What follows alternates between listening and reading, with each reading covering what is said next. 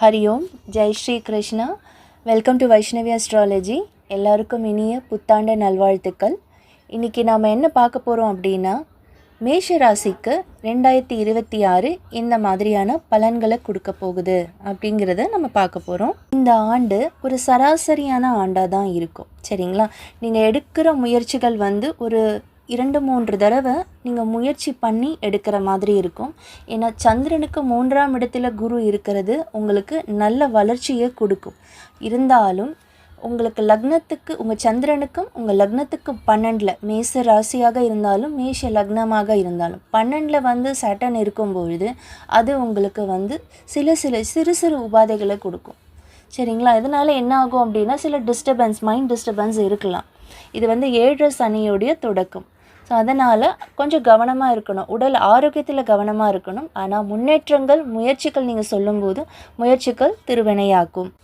காலபுருஷனுக்கு 12ஆம் வீடுன்னு சொல்லக்கூடிய மீனத்தில் சனீஸ்வரர் இருக்கிறதுனால வெளிநாடு சம்மந்தப்பட்ட தொடர்புகள், அதாவது படிக்கிறதுக்காகவோ வியாபார ரீதியாக போகும்பொழுதும் உங்களுக்கு ஒரு நல்ல முன்னேற்றத்தை கொடுக்கும். அதில் எந்த ஒரு தடையும் இருக்காது.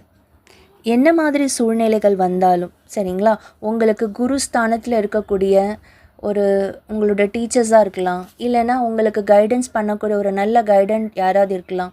ஸோ இவங்களுடைய சொல்படி இவங்க என்ன சொல்கிறாங்களோ அந்த விஷயங்களை கேட்டு நீங்கள் நடந்துக்கிறது இந்த வருஷத்துக்கு உங்களுக்கு சிறப்பான பலனை கொடுக்கும். இது ஒரு சிறந்த பரிகாரமாகவும் இருக்கும். நீங்களாக ஒரு முயற்சி எடுத்து பண்ணுறதை விட உங்களுக்கு ஒருவர் வழி நடத்தி கூட்டி போகிறாங்க இல்லையா, அவங்க சொல்கிற விஷயங்களை நீங்கள் கேட்டு செய்யலாம்.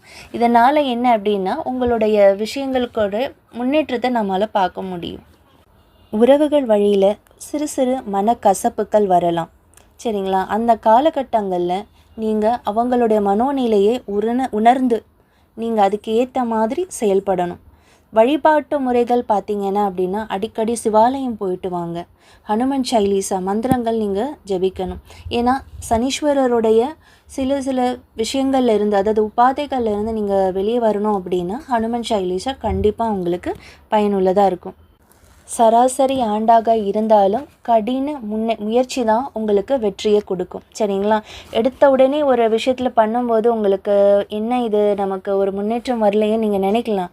முயற்சி பண்ணிகிட்ருக்குறோமே, ஆனால் நீங்கள் தொடர்ந்து முயற்சிக்கிற மாதிரி தான் இருக்கும். இந்த வருஷங்கள் பார்த்திங்கன்னா கடின உழைப்பு குடிக்கிற மாதிரி இருக்கும். நீங்கள் ஆரோக்கியத்தில் கண்டிப்பாக கவனம் செலுத்தணும். போயிட்டு வர போக்குவரத்து வழக்குகளில் எங்கேயாவது போயிட்டு வரீங்க, வெளியில் போகிறீங்க அப்படின்னா போயிட்டு வரும்போது ஒரு நிமிஷம் உங்களோட குலதெய்வத்தை நல்லா வழிபாடு பண்ணிவிட்டு அதுக்கப்புறம் அந்த இடத்துலேருந்து கிளம்புங்க. நீங்கள் எங்கே கிளம்பினாலும் சரிங்களா? அதை நீங்கள் கொஞ்சம் கவனமாக பார்க்கணும். ஏன்னா சனி இப்போ உங்களுக்கு ஜென்மத்தில் இல்லை, உங்களுக்கு முதல் பகுதியில் தான் ஆரம்பிச்சிருக்கு. அப்போது சனீஸ்வரர் ஜென்மத்துக்கு வரும்போது இன்னும் கொஞ்சம் கூடுதல் கவனமாக இருக்கணும்.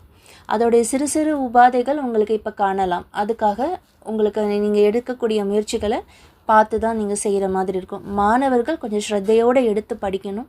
அன்றாட வேலைகளை நம்ம சரியான முறையில் செய்யணும். பெரியவங்களாக இருந்தாலும் சரி, சிறியவர்களாக இருந்தாலும் சரிங்களா?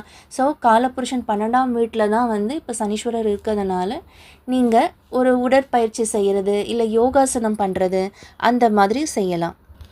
ஜூன் மாதம் 2க்கு பிறகு பார்த்திங்க அப்படின்னா, குரு உங்கள் லக்னத்துக்கும் ராசிக்கும் 3ஆம் வீட்டில் இருந்து 4ஆம் வீடாகிய கடகத்துக்கு பயிற்சி ஆவார். அந்த இடத்துல குரு உச்சமாகிற வீடு.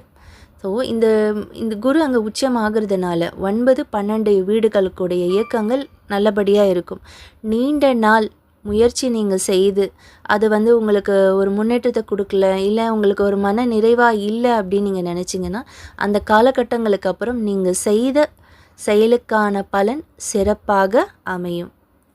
தனம், குடும்பம், வாக்கு இல்லைங்களா, 2ஆம் இடம் அதை தான் சொல்லுது.